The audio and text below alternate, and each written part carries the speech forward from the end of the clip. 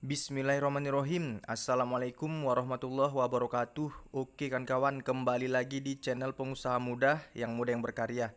Oke kan kawan, di channel Pengusaha Muda ini khusus membahas tentang budidaya ikan gurami.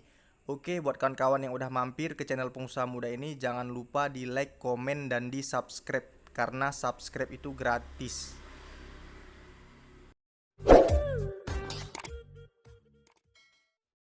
Bismillahirrahmanirrahim. Assalamualaikum warahmatullahi wabarakatuh. Oke kan kawan, kembali lagi di channel Pengusaha Muda yang berkarya.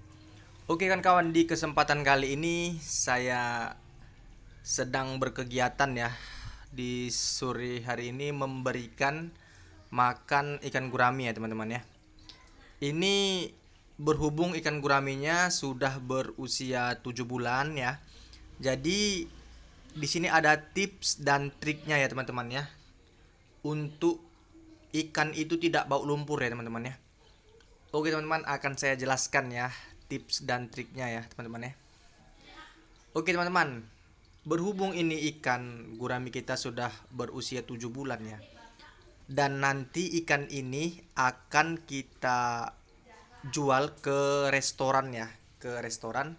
Jadi untuk menghindari bau lumpur pada ikan ini di usia 7 bulan ya, atau 3 bulan lagi mau panen ya teman-teman ya, itu ikannya kita berikan pakan full dedaunan ya teman-teman ya, full dedaunan, seperti batang lompong, seperti daun kangkung, seperti daun pepaya ya teman-teman ya. Banyak lagi ya pakan-pakan alternatifnya. Jadi full pakan alternatif. Ini gunanya untuk ya, ini gunanya untuk menghilangkan bau lumpur pada ikan. Walaupun ini kolam beton. Walaupun ini kolam beton. Kenapa kolam beton pun gini ya? Apakah kolam beton ini tetap bau lumpur? Jadi banyaklah pertanyaan seperti itu teman-teman ya. Oke, kolam beton ini ya, untuk ikan gurami tetap dia bau lumpur teman-teman. Mau di kolam beton, kolam terpal ya, kalau pakannya itu pelet terus, full pelet, dia tidak diselingi dengan dedaunan, itu tetap ada bau lumpurnya teman-teman. Karena dari kadar pakan itu memang namanya pakan itu ya daging-dagingan ya teman-teman ya. Daging-dagingan itu kan seperti pakan ini yang terbuat dari udang, bahan-bahannya ya teman-teman ya. Daging-dagingan lah. Jadi tetap di ikan ini bau lumpur ya teman-teman. Kalau full pellet ya. Maka dari itu untuk menghindari ya, untuk menghindari bau lumpur pada ikan ini, saya pribadi dengan pengalaman sendiri di usia 7 bulan ya, itu ikannya kita berikan pakan full, pakan alternatif. Itulah agar mencegah bau lumpur tadi, karena ikan ini mau kita oper ke rumah makan. Jadi seperti itu. Jadi apabila ikan itu mau kita oper ke kolam pancing ya, pemancingan, itu tidak masalah. Mau kita cepatkan besarnya, mau kita berikan full pellet tidak masalah. Tapi karena ini khusus ikan yang mau kita buang ke restoran, jadi 3 bulan sebelum panen kita berikan pakan full, pakan alternatif. Jadi dalam berbudidaya ikan gurami ini costnya itu bisa lebih murah, tapi harga ikan gurami ini, harga jualnya tetap tinggi ya teman-teman ya. Jadi mudah-mudahan dapat bermanfaat ya teman-teman ya, bisa menginspirasi lagi buat teman-teman. Jadi bisa menambah ilmu lagi ya buat teman-teman ya, bisa menambah pengetahuan lagi lah dalam berbudidaya ikan gurami ini. Gimana tips dan triknya ya. Jadi semua itu bisa kita olah. Karena di kolam beton ini sekalipun ya, kalau kita berikan pakan itu full pellet terus, itu ikan tetap bau lumpur. Karena kita memang sudah lama ya, istilahnya pengalaman lah, sudah pengalaman di berbudidaya gurami ini. Jadi sudah tahu, sudah pernah kejadian istilahnya, memang seperti itu ya. Tetap ikan itu ada bau lumpurnya. Jadi cara kami ya untuk menghindari bau lumpur itu ya seperti ini, 3 bulan sebelum panen kita berikan pakan full alternatif. Ini sistem kolamnya, sistem air tenang ya teman-teman ya, tidak ada aerator ya, tidak ada aerator. Tapi ini perlu teman-teman ketahui, ini tinggi kolam ini mencapai 1,5 meter ya, mencapai 1,5 meter. Karena kalau untuk berbudidaya ikan gurami ini, semakin tinggi kolam kita itu semakin bagus untuk ikan gurami ini. Karena tergantung kita sih sebenarnya. Kalau kita mau tebar padat harus tinggi ya, harus dalam kolamnya. Minimal 1,20 meter itu untuk airnya aja. 1,20 meter. Semakin bagus dia teman-teman, semakin cepat pembesarannya.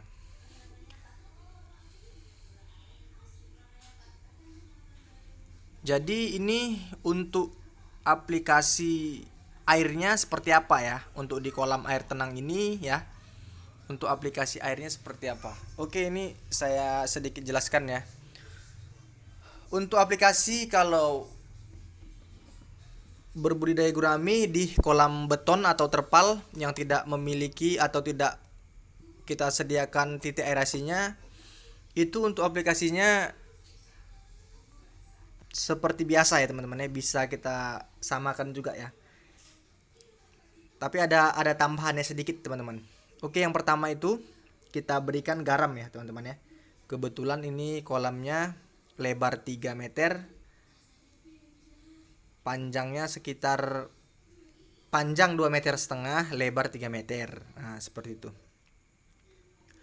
Untuk takaran kita pemberian garamnya ya, untuk pemberian garamnya ini sebanyak sekitar 3 kilo teman-teman ya. Sebanyak 3 kilo per satu kolam. Ini kan ada 3 kolam. Per satu kolam itu sebanyak 3 kilo. Garam itu kita sebar dulu ya, setelah terisi air ya. Ini ikan belum masuk teman-teman ya. Garam kita sebar dulu sebanyak 3 kilo ya. Setelah garam kita sebarkan, lalu ini kita berikan kapur dolomit ya.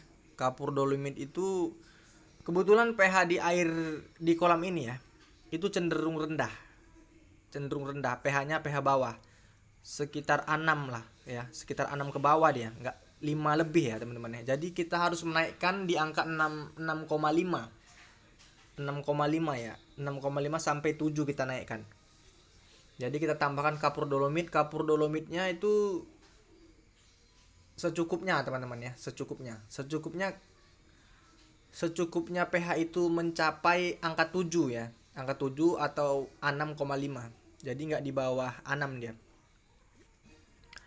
Itu kita berikan sebanyak 1/4 ya teman-teman ya, untuk timbangannya ya, sebanyak 1/4. Jadi dia sebenarnya 3 ons pun bisa, 3 ons ya. Jadi dia per kolam itu 3 ons ya. Oke, setelah kita naikkan pH-nya, lalu kita berikan EM4 teman-teman ya. Kita berikan EM4 sebanyak 3 tutup botol. Dan ini tidak kita berikan molase karena kita mau menaikkan pH. Jadi tidak kita berikan molase untuk kolam air tenang ini. Jadi kita tidak memakai molase. Itu perbedaannya. Jadi kalau di kolam terpal yang saya punya ya, itu kan bahan-bahannya saya berikan garam ya. Lalu saya berikan EM4 dan molase. Tidak dipakai kapur dolomit karena pH airnya di tempat kita sudah stabil untuk di kolam terpal. Nah, jadi kita nggak perlu menaikkan pH lagi. Kalau pH sudah stabil, kita tidak perlu menaikkan lagi. Nah, jadi seperti itu.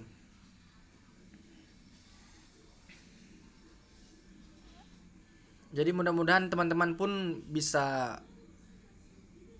berbudidaya gurami lah, istilahnya bisa tenang lah, tahu caranya mengaplikasikan airnya. Jadi biar bisa berhasil ikannya dari kecil sampai bisa panen. Jadi seperti itu teman-teman ya. Karena yang terpenting yaitu teman-teman, kita bisa merawat ikan itu, bisa merawat kualitas airnya sampai panen. Ikan tidak terkena jamur. Kalaupun ikan terkena jamur, kita tahu penanganannya. Kalau sudah bisa menangani penyakit ikan gurami, bisa mencegah penyakit ikan gurami, mudah-mudahan kita bisa membesarkan ikannya ya. bisa membesarkan ikannya. Kalau masalah keuntungan itu tidak bisa kita bilang kita di bulan ini untung berapa, di bulan depan nanti untung berapa ya teman-teman ya. Karena harga ikan gurami ini kan naik turun ya. Harga ikan gurami naik turun, jadi tergantung rezeki kita juga. Kalau masalah harga jual atau keuntungan, intinya kita membesarkan ikan ya, intinya kita membesarkan ikan sampai panen. Itu ya tugas kita. Kalau masalah keuntungan itu ya, di zaman sekarang ini kalau untuk gurami memang sedikit merosot ya untuk harga ya teman-teman ya, tapi perlahan sudah mulai stabil, tapi naik turun lah memang harga untuk ikan gurami ini. Oke teman-teman, mungkin penjelasannya sampai sini dulu teman-teman ya. Mudah-mudahan dapat bermanfaat, bisa menginspirasi lagi buat teman-teman. Jadi teman-teman itu bisa lebih bersemangat lagi ya dalam berbudidaya ikan guraminya atau dalam berbudidaya ikan air tawar. Salam sukses dari saya. Assalamualaikum warahmatullahi wabarakatuh.